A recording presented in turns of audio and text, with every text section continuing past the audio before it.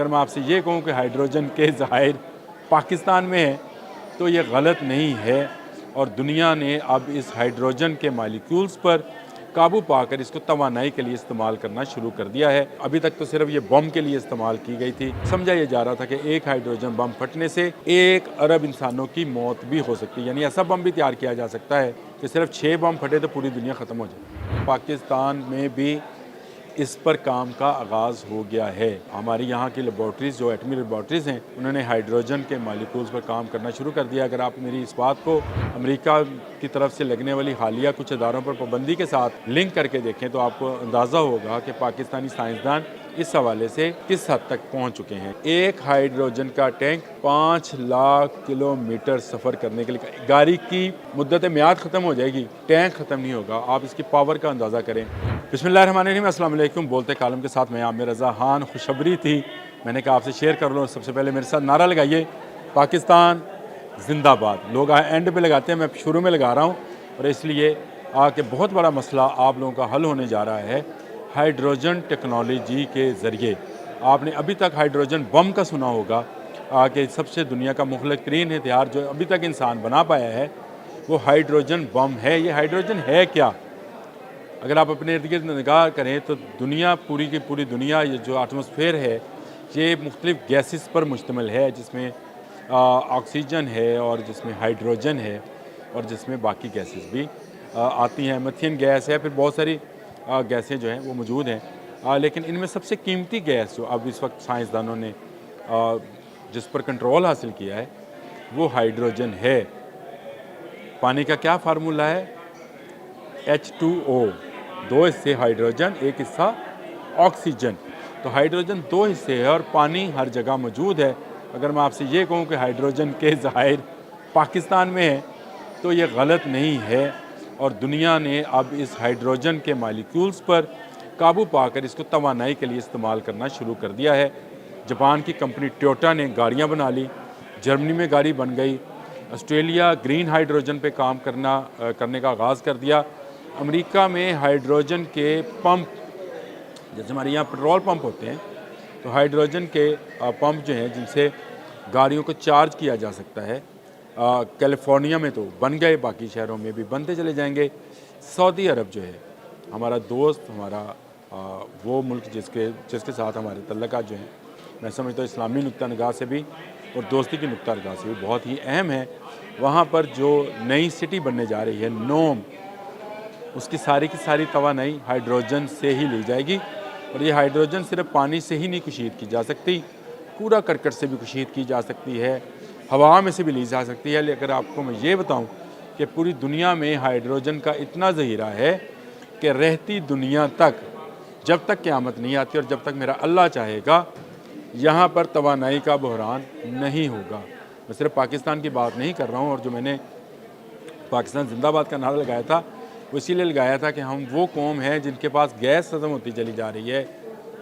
सुई गैस, जिसको हम नेचुरल गैस बोलते हैं, जो ज़मीन से निकलती है और चूल्हे जलाती है, वो ख़त्म होती जा रही है। फॉसल फ्यूल्स, जिसको हम क्रूड ऑयल कहते हैं या आम फहम ज़ुबान में पेट्रोल डीज़ल कहते हैं, उसका ज़ाहिर हमारे पास है ही नहीं।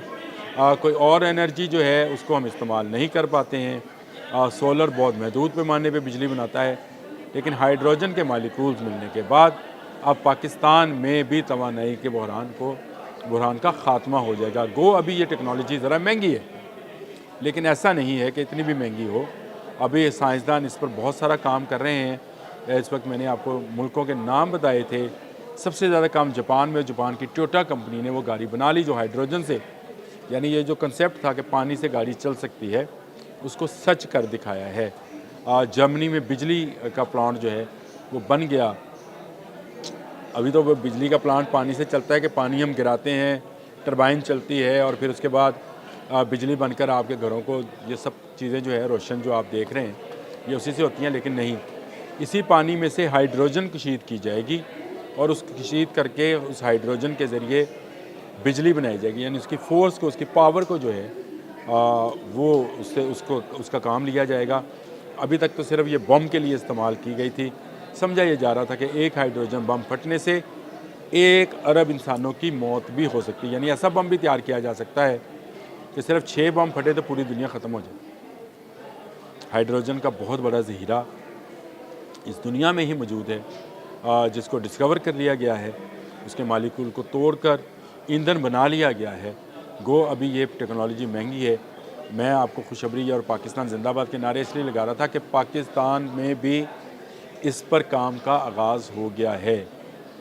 जी हाँ, हमारी यहाँ की लेबॉर्ट्रीज़ जो एटमी लेबॉर्ट्रीज़ हैं, उन्होंने हाइड्रोजन के मालिक्यूल्स पर काम करना शुरू कर दिया। अगर आप मेरी इस बात को अमेरिका की तरफ से लगने वाली हालिया कुछ इदारों पर पाबंदी के साथ लिंक करके देखें तो आपको अंदाज़ा होगा कि पाकिस्तानी साइंसदान इस हवाले से किस हद तक पहुँच चुके हैं। यानी वो पावर जिसको इस्तेमाल करके दुनिया हमेशा के लिए तवानाई के बहरान से बाहर निकलने वाली है। जी हाँ, दुनिया, पूरी दुनिया, ना उसको डैम की ज़रूरत होगी, ना उसको फॉसल फ्यूल्स की ज़रूरत होगी, ना उसको किसी और चीज़ की। यानी आबपाशी के लिए तो डैम की ज़रूरत होगी, बिजली बनाने की बात कर रहा हूँ मैं। बात को मिक्स ना कीजिएगा बराए मेहरबानी, उसकी ज़रूरत नहीं होगी।